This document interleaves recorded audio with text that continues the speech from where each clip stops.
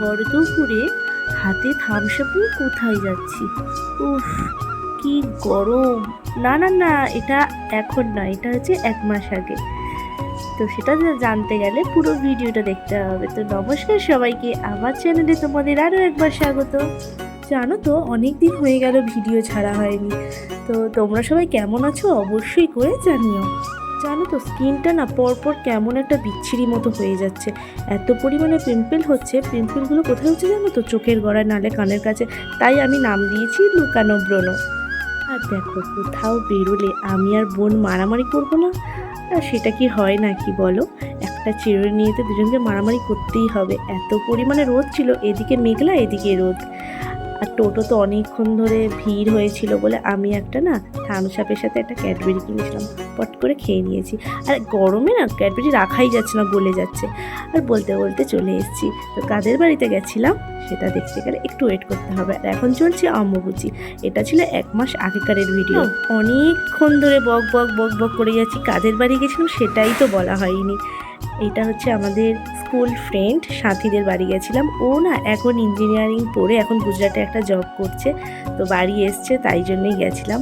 আর দেখো, অ্যাসাইনমেন্ট করতে করতে মেয়েটা ক্লান্ত হয়ে যাচ্ছে। আর হাতের হ্যান্ডরাইটিং না সত্যি অসাধারণ অসাধারণ। আর আমি আর বোন বসে বসে বোর হচ্ছি।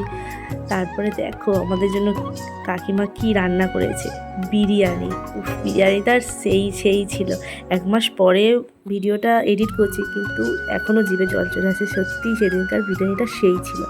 আর দেখো ঘরে পাতা দই, মিষ্টি দই। আমার না টক দইয়ের থেকে মিষ্টি দই বেশি ভালো লাগে, কিন্তু মিষ্টি দই খেলে অ্যাসিড হয়ে যায়, কেন জানি না। বান্ধবীটার নাম ছিল সাথী। আর সাথী বলছিল যে কি রিভিউ দে। আর আমি বলছিলাম, আর ভয়েসে এত কিছু উল্টোপাল্টা কথা ছিল, তাই আমি ভয়েসটা কেটেই দিলাম, নিজের ভয়েস দিচ্ছি। আর খাওয়া দাওয়ার পরে 4 জনে তো শুয়েছি ঢের, আড্ডা মারছি বেশি। আর থামস আপ দিয়েছিল, আর আমি তো খাইনি। আমার তখন এত পরিমাণে ঠান্ডা লেগেছিল প্রচণ্ড, প্রায় 1 মাস ভুগেছি। আমি যেন থামস আপ কিচ্ছু খাইনি। আমি এখানে শুয়েছিলাম, শুয়ে থাকতে থাকতে কখন না ঘুমিয়ে পড়েছি জানো তো। তারপরে ঘুমিয়েছি তো ঢের, প্রায় 10-15 মিনিটের মধ্যেই ঘুমিয়ে পড়েছিলাম। তারপর ঘুম থেকে উঠে আমি বাড়ি আসবো বলছি, কিছুতেই আসতে দিচ্ছে না। আর আমাদের এই 2 দিন, মানে আগের দিন ও আমাদের বাড়ি এসেছিলো, আর পরের দিন ওদের বাড়িতে গেছিলাম। তো 2 দিনের এত কথা কোথা থেকে আসে জানি না। তো প্রচণ্ড গল্প হয়েছে, প্রচণ্ড হয়েছে, ও এরপরে কী নিয়ে পড়বে বা এইসব টুকটাক কথা। চলো, অনেকক্ষণ ধরে বক বক করলাম, এবারে তো বাড়ি আসতে হবে।